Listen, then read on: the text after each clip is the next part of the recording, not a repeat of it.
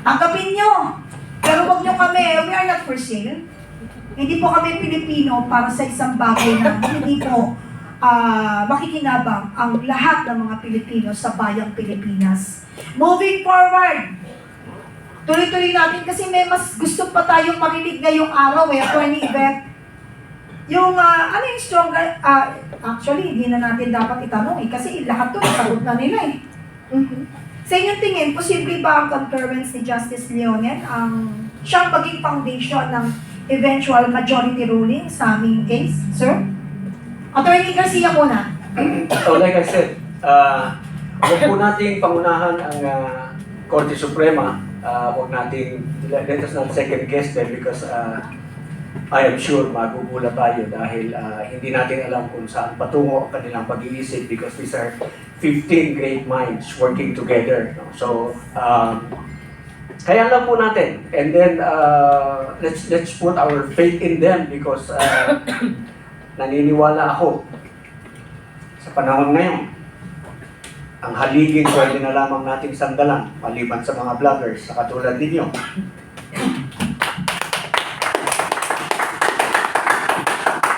Ay ating Korte Suprema. So, whatever they say,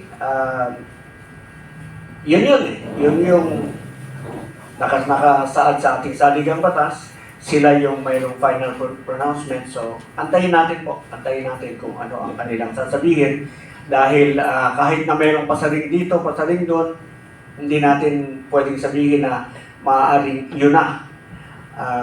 Pero sa akin, kung ganyan ang mga nadidinig ko kay Justice Leonen, sana nga yun na. Salamat, Attorney. How about our Attorney Speech, please? For all it's worth, maganda yung decision ni Justice Leonen kasi in-acknowledge niya yung fundamental right ng bawat mamamayan, individual citizen, right to liberty. Yun yung default. Hindi lang kasi siya definite sa pag-take ng position kung pwede na siyang mares o hindi. But at any rate, magandang basis yun sa pag-decide ng main issue, whether or not pwedeng i-serve yung ICC warrant without going through local courts. Ang question sa atin is, gusto ba natin maging international pariya? Ibig sabihin, gusto ba natin kahiya-hiya sa international community? Kasi lahat po ng ibang bansa ay rine-require ang local courts bago i-serve ang ICC warrant. Required yan sa United Kingdom. Required sa South Africa. Kahit Netherlands, required. Hindi mo kailangan ulitin yung question of probable cause. Pero kailangan mo lang padaanin sa local court if only for the question of determining authenticity. Kasi required yun for due process. Gagawin ba natin kahiya-hiya ang sarili natin going against international custom? O gawin natin perverted, unique ang Philippines sa ating position na automatic ang ICC warrant na i-serve sa kanyang sariling citizen. Alright? Ang international po, narinig na po natin yung boses ng ambassador ng Japan against siya sa ICC. Ang United States, na sinasabi nilang kakampi ng administrasyon ngayon, siya mismo against sa ICC. Ang Russia against sa ICC. Ang great powers ng international against sa ICC. China against sa ICC. Israel against sa ICC. Russia against sa ICC. Mga mahihinang bansa lamang at leader ang pro-ICC dahil wala silang bayag. Pero sana, maging matapang ang ating Supreme Court. Natignan nila yung consequence ng kanilang desisyon sa reputasyon ng Pilipinas sa international community. Magiging kakaiba ba tayo at weird and strange entity sa community of nations? And i-sustain natin as jurisprudence natin ang perverse na procedure na ito. Na kapag ICC warrant, hindi na kailangan lumaan sa local judge. Justice Leonen, you started with the right tone. Finish it, sir! Thank you very much, Attorney Harold. Alam mo, tama po kayo. Huwag natin pangunahan ang Supreme Court. Ang tanging magagawa natin bilang mamamayang Pilipino sa ngayon ay kumapit lang tayo sa panalangin na itap naman ang kanilang mga heart para naman makapag-isip sila ng isang desisyong tama para talaga sa tao, hindi para sa pansarili. And also, ito po nangyayari sa ating bansa is an eye-opener po sa lahat. Kaya naman, lahat po ng ibang bansa na talagang malalaking bansa, nanindigan. At sino pa yung parang kumakampi sa karapatan ng Pilipino na huwag natin bayaan na mangyari ito.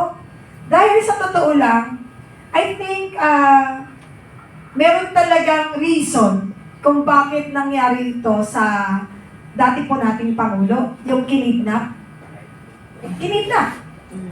Kasi hindi naman ito dumaan sa due process. Sinakay siya sa pribadong jet, airplane. Pagkatapos sa doon na, yun yung dapat hindi bayaang mangyari muli ng paulit-ulit. Doon mo sasabihin kung ano-ano yung mga kaso niya, hindi mo pa nga dinaan sa korte sa Pilipinas.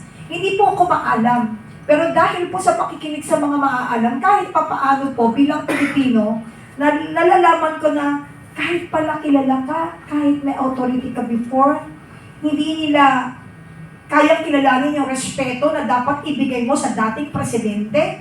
Hindi mo bibigyan ng pagkakataong magpahayag ng kanya pong side, kung ano pa talaga yung kanya nalabag. Dito natin pagtalunan na talagang kapag talagang meron talaga silang jurisdiction sa ating bansa, dalhin, hindi yung dinala muna bago mo ginisa. At ngayon, ang purpose ng Diyos ngayon, nagtagumpay ka sa una, pero lumalabas ang katotohanan, palalim ng palalim. At yung pala talaga, yung dapat talagang mangyari na nakikita natin, may Diyos. Andyan din si Allah. Nagsaring pwersa na po sila. Kaya pagandaan natin ang pagdating ng tag-ulan. Ayan na po, lalabas na naman. Kasi ayaw niyo pang magsabi eh.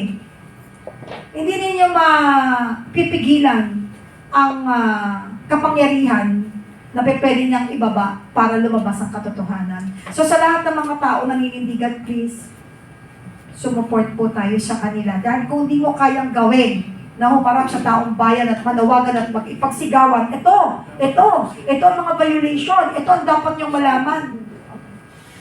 Kailangan po, tahimik tayo, manalangin na lang po tayo para lumabas talaga ang tunay na hustisya na kinauuhawan ng bansang Pilipinas. And now for the next segment, segment 4, ibigay po natin muli ang